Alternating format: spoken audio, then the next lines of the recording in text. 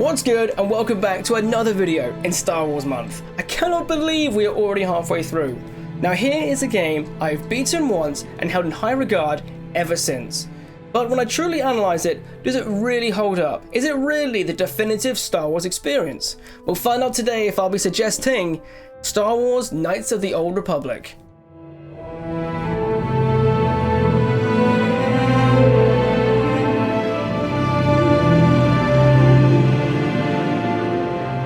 Knights of the Old Republic is a somewhat open-world RPG set a long time ago in a galaxy far, far away, but in this case, imagine 3,956 years before A New Hope. The galaxy is in turmoil with the Sith Empire putting the Republic on its back foot, but as a new Jedi, you'll be learning the ways of the Force whilst travelling with your companions, searching for an ancient device called the Starforge. They also take a different approach to fighting, which makes it really stand out from the other well-received Star Wars games, such as the Jedi Knight series. One thing this game definitely has going for it is that it has the Star Wars universe, and by that I mean a plethora of different planets and biomes to create a diverse game. So what are these areas like? Something I love is how you can talk with everyone. Not all of them would have much more than a single line, but those who do, you could find out general information about the planet, or valuable info on a quest you're doing, which is great for world building. You'll hear a few different languages, which is always fun, or not if you don't fancy reading, so whether or not that's a good thing, I'll let you decide. Enemy base is something you'll encounter everywhere, and I feel like it needs its own little piece on it. These can be approached in a variety of ways depending on the resources and skills you possess. I will say it's very effective to have T3 around for those. You can just go around, you can kill everyone and get the job done, but you could be smarter. Help level the playing field. Is there a disrepaired robot? Well, fix it, turn on its patrol mode, and even upgrade it to take down your enemies on its normal route. Do they have an annoying security system that is just causing problems? Well, it would be a shame if you hacked their star droid to suddenly not attack you. Or how about vent gas into the barracks? My point being is that there are so many options if you take the time to stop and look around, which is a great strength. As I said earlier, the planets are super varied, so let's go over them, and it's worth noting none of these are the same, so you don't ever feel like you're repeating yourself or you've seen it all before. The closest to that is when you're in a cruiser, both as a tutorial and near the end game. However, first off is Taris. This is a metropolis planet, imagine Coruscant, but past its prime, and it's broken up with an upper city, which is for locals and the wealthy. Next is the undercity, which is home to the alien races and gangs, and this isn't helped by the tension due to all the races and racism problem. And this game doesn't even question your view on it by prompting you to either ignore, help, or go against this. Then there is the Undercity, dark, dingy, and just gross. It is the slums of this planet. Quests here just reinforce all that, with everything from clearing people's debts, bounty hunting, swoop bike racing, which will follow you to most planets, and even fighting in an arena. In general, exploring can be quite slow. If I had any criticism, is that if you go the wrong way, trying to backtrack is quite a pain, and I would often get lost in most of these areas. But the bright side is there's plenty of side content, it is varied, but it's time consuming, so the major factor is how invested are you into it. For example, helping someone fake their death to get away from a local crime syndicate. Tatooine is exactly how you imagine it. It's coarse, rough, irritating, and it gets everywhere. The vast majority of this planet, as you can imagine, is a desert, and something that is really highlighted is the involvement from the Circa Corporation. In Master and Apprentice, the book, it says how the organization is so old no one knows when it truly began, but they are the epitome of a capitalist idea. And in this case, the main quest has you dealing with Tusken Raiders. Do you kill them or make peace? That's your choice. It's one of the only planets that doesn't suffer from getting lost in, and pretty much all of them I go around in circles several times, but not here. Which is ironic because I typically hate most desert areas, with very rare exceptions. The music here is shared with the Ebonhawk, but it plays off the iconic Force theme, and at no points did I find it too repetitive, which considering you can go to planets for up to 4 hours, very good. Kashyyyk is a reminder of the constant struggles the Wookiees have with slavers, which, as I said prior, is from the Circa Corporation. They do a really good job of making you hate these guys. They have an air of superiority similar to the Sith and the Empire. And something that each planet does is expand on your companions, and in this case, it's Zalbar. But we'll go into that later. Kashyyyk is broken up into 3 areas, the Circa Port and the Wookiee Village. followed by the Shadowlands. It's a place of sacred meaning and tradition for the tribe in which they would have to prove themselves, almost like becoming a warrior. This place is laid out like a maze, but I didn't get lost too often. There was a quest I'd be running around in circles, but that was because I didn't read it properly. So, that's my fault. Aesthetically though, it's all natural, woods and foliage. It's these that show the game's age the most, but the soundtrack is nothing too noticeable, and it's very typical tribal music, but there was one sound effect for a creature that constantly played, and I must admit, it drove me mad, especially as there were zero, and I mean zero variations for this. Dantooine is home to the Jedi Training Academy, and I would say right out of the gate, I found myself humming the music quite often, and because it's plains and ruins, it doesn't age as much as the other places have. I found that once I'd learned the place as well, I didn't get lost, and it's cool to see what it looks like when the Jedi are on the back foot, because for story reasons, constant defections, and setbacks, so what you see is almost a shadow of what the Jedi Order is, although the High Council is located in Coruscant, which I really wish I could have seen. But they will break it up with plains, an academy, estates, ruins, and even a crystal cave for you to acquire more saber crystals. The locals here have a varied opinion of the Jedi. They look upon them as guardians, but you can see by the interactions they are often disappointed because they look so inwards. So when you come along, they're quite surprised when you actually help. Manaan is a water planet home to the Selkath people, which is the race first seen here, but has since made appearances in the animated series, books, and comics. This is a neutral planet, so you'd be walking around seeing high tension between the two warring factions. And because of strong laws, everything they do is behind the scenes and hidden from the general public, and even the government. This is a water-based planet, so you'll get a Camino vibe to it. And by that I mean everything is clean, shiny, smooth in texture, and it doesn't even have the grits that any of the planets you visit do. But the fact it's a neutral planet adds a nice intrigue, because you see the nasty side of both factions.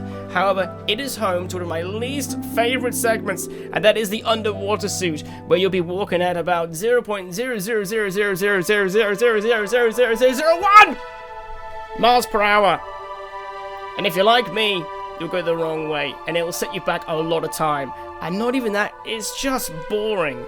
But the quests are fun, and if you like investigating, there is plenty to do. The soundtrack is nothing unique, but it's nice background music that can play and repeat without you noticing. Korriban, home to the Sith. Here you'll traverse ancient tombs in the Sith Academy. This varies nicely from its coarse, rough, irritating, goes everywhere counterpart by bringing in ancient structures of the Sith. They are all about passion, strength, and weeding out the weak. There will be tons of scheming and even possibilities to either help or condemn others in the name of earning prestige. The music maintains the planet's theme well, with some rather sinister undertones, obviously backed up by the evil acts of its inhabitants. However, this planet, at least for the Academy, was slightly more awkward to navigate, not as bad as others, but not the best. But in terms of Sith lore, fantastic. Yavin is nothing interesting. This doesn't take place on the moon where the iconic battle in New Hope, but it is a space station orbiting the gas giant. I have a negative memory of this place because it's where I formed my bizarre gambling addiction. Lost all my credits, and if it wasn't for the fact that I'd had so many racing bonds to being awesome at the swoop racing, I couldn't even pay the entry fee to enter Manaan. I'm not even joking, by the way. I actually had to go to a merchant and sell. Otherwise, there isn't much unique besides you can get some of the best gear here and bet a lot of credits. Unknown World, otherwise known as Lehon,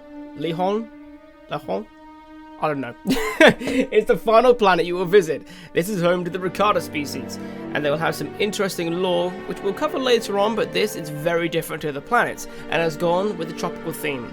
And even its ruins have a unique twist that set them apart from the others. The music is a very somber tone, which when you discover the planet's past, fits very well. But it's very clear it's the final planet, so there's much more of a focus on the story than any side content, so there isn't much to do besides the story.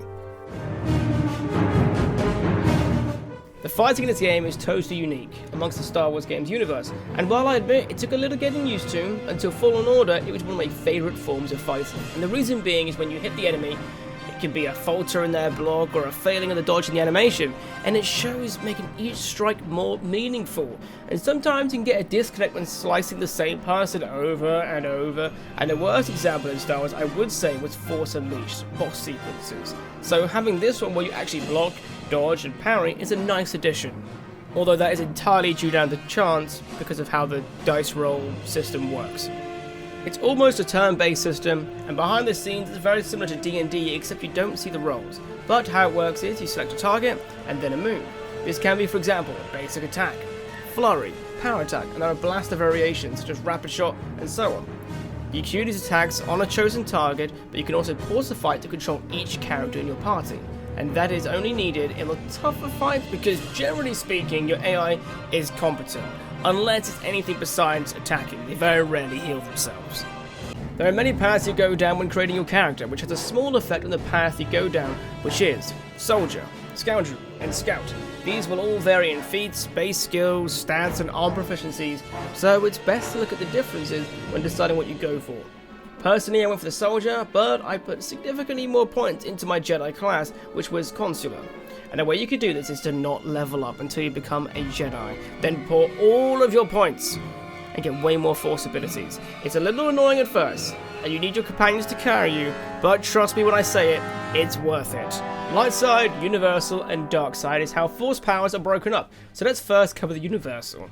These powers aren't inherently light or dark, so they sit in the middle. What are they, you ask? Well, these are your Force pushes, throw lightsaber, energy resistance, and as you guys up the tiers, you'll see upgrades which will push them up to whirlwind and then wave. But some more examples is Force suppression, which will remove Force-based buffs, but the most powerful of all is speed. It is broken into 3 tiers: burst, knight, and master speed. It will triple your attacks per turn, making you deal crazy damage. The only flaw being that when you're exploring out of combat, they add a nasty motion blur that gets all pixelated, and it felt me a little bit nauseated at times, so I did not enjoy that.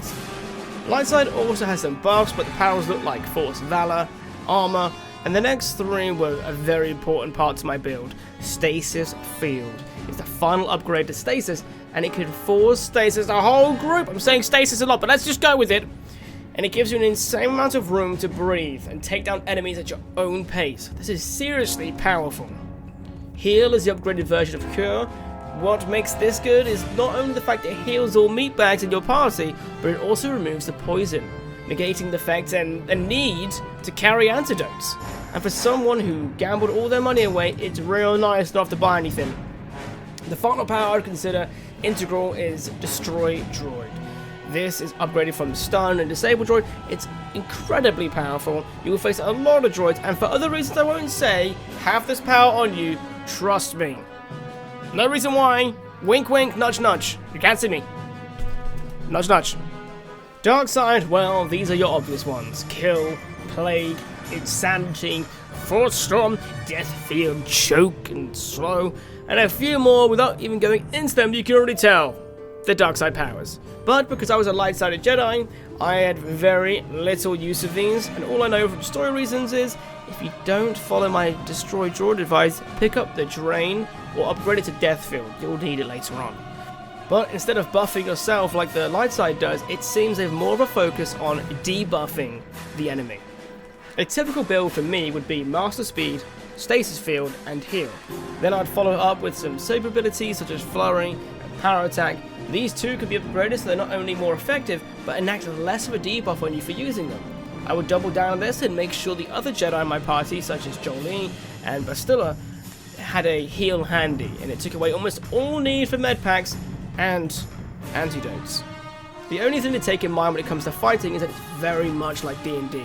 So for those who don't play, when you do an attack, it's an attack roll against the opponent's AC, armor class. So nothing is guaranteed, and it will get frustrating when you miss 4 out of 5 flurry attacks, for example. The game is balanced around this, however, so no one is insanely tanky. If your big hits hit, they do crazy damage. This does, however, mean if you want to go meta, use Force powers, because this forces the opponent to do a save rather than you make an attack roll. And they seem to fail on these more often, except the final boss, just gonna say that. Once you get past this though, it's fine, just leave some moments down to luck, but with all the buffs and abilities, you can minimize these risks like using Master Speed. Same attack turn, except instead of 1 basic, it's 3, so you're increasing your odds for at least 1 to hit. What kind of enemies can you expect to face? A lot of animals. There will be a variety of beasts on all planets you face. Typically these are not difficult, however that does not apply to the young Rancors. Many many droids, Mandalorians and other basic troopers. Most of these will have blasters and melee weapons, so they are adaptable, and of course Dark Force users. I like these the most, but purely because they made the duels look better than me just slicing at a poorly equipped Sith trooper, droid or beast. There's nothing short of a big variety, and if they all get in a fight, you will have to prioritize who to kill, so you cannot just blindly fight anyone. Knights of the Republic houses what I believe is one of the best narrative journeys in Star Wars gaming. A brief summary is you're a Republic soldier who's on a cruiser, and Jedi Bastilla is captured. You go to Taris and save her, and you realise there's a strong bond between you two through the Force, and you yourself are Force sensitive too. After the training of the Jedi, they send you on a mission with the Ebonhawk crew to each planet in search of a Starforged map. Each planet houses a piece, so you'll have to go to all of them to find the location of the Starforge, an ancient device we know Darth Revan and Darth Malak visited. That is a very brief summary. I'm trying to keep it short and sweet, so you guys try it yourself. They will have you constantly fighting between the light and dark. Unlike the MMO, they don't tell you what is evil, so use a little common sense when making decisions. But not only will this help with your powers, but some gear is limited to Force affinities too, so as you can imagine I had gear that only a light side user could equip. However, one evil act won't make you evil, and one good act won't make you good. There is a bar in the character section which will show you what path you're going down. Your companions make a nice impact on the missions you're doing because they will interject and add points of discussion, or even judge you for what you're doing. You will travel around with Karth, a Republic war hero who has a huge difficulty trusting anyone, so the more you talk to him, the more he slowly opens up, and they very much encourage discussion with all party members if you care about them. Next is Mission and Zalbar. These two look after each other on Taris. She's very skilled in demolitions and sneaking, but I know very little about her actually. Zalbar is a Wookiee who was exiled from his home. His questline in Kashyyyk is by far my most favourite in the game, so definitely take the time. It's also one of the only times you have a huge effect on the planet you visit. Bastilla is a Jedi Sentinel whose unique power known as Battle Meditation, which has made her vital to the Republic war effort. And what it does is make the side she's on fearless, quick thinking, and able to act on advantages, whereas the enemy is demoralised, questions what they do, making them less effective. So you can imagine why this is a game changer, and when she can have this effect on entire armies. However, she has a strong bond with you, she's headstrong, arrogant, and rather annoying. She's definitely a pain to be around at times. Canderous is a Mandalorian who joins you initially because it would help him get off Taris, and then sticks around for the ride. He's a typical Mandalorian, capable, strong, and a warrior. T3 is the resident astromech. He's great to have around because he's very useful, but I wish I had a way of understanding what he says. The Old Republic, the MMO, did it best. Juhani is an optional companion. She turns to the dark side. You can either convert her back or kill her, your choice. HK-47 is the best droid companion. He refers to everyone as meatbags. He is chaotic evil and willing to threaten and kill anyone who dares offend you, and I love him for it. Last up is Jolie. Sorry. Oh my god. He is a recluse. He used to be a Jedi, but has since left the Order and retired for the last 20 years on Kashyyyk. I would say talk to him a lot because he has a very interesting past for a Jedi, and he's the best interjections. One instance on Korriban where he plays along being a servant, making out you beat him, and I must admit had me laughing because he so quickly adapts and chimes in to help you out. My hearing's not so good. I'm just pleased my nice master doesn't beat me so much anymore. Yes, sir. Something you should take note of is that they do not encourage planet revisits, so if you want to do side quests, do them, then leave. At the final planet you will lose access to all other planets, so please take that into account. It's one heck of a journey. However, your companions mostly have missions that answer them in a nice way, and it's just a fun time trying to save the galaxy from the Sith Empire. But I don't want to spoil it, because honestly, the story is the game's strongest feature. Star Wars The Knights of the Old Republic is an older game that covers an interesting time period. The fighting, although log-based and can be frustrating at times, is not enough to take you out of the experience. The environments are all super diverse, and I got lost on many occasions, but the world's made up for it. I beat it in roughly 35 hours. You could easily double that with all the side content and questing and all the stuff I didn't do, and even a dark side playthrough. In the grand scheme of things, it doesn't make a huge difference, but enough for another playthrough. This game is very cheap, the characters are fantastic, and the PC port has a couple issues. But I think what I'm saying is clear. I am suggesting Star Wars Knights of the Old Republic. Hello there. It appears you've made it to the end of the video. I feel like I'm propositioning you here. Thank you so much for watching the whole thing. You are my favourite. Tell the others and make them jealous, because then maybe they'll do it too. Don't forget to like and subscribe. But the purpose of this is to thank my Patreon members. Thank you so much, Super Tanukian, Sly, MRC and Samson. Your continued support really does help the show. We do exclusive streams, like writing, scripting, editing. That's the same thing, but you get what I'm saying, along with some viewing nights over the coming months. So be sure to check it out in the links below. And I can't believe it, but I'll see you guys for the final video of Star Wars Month.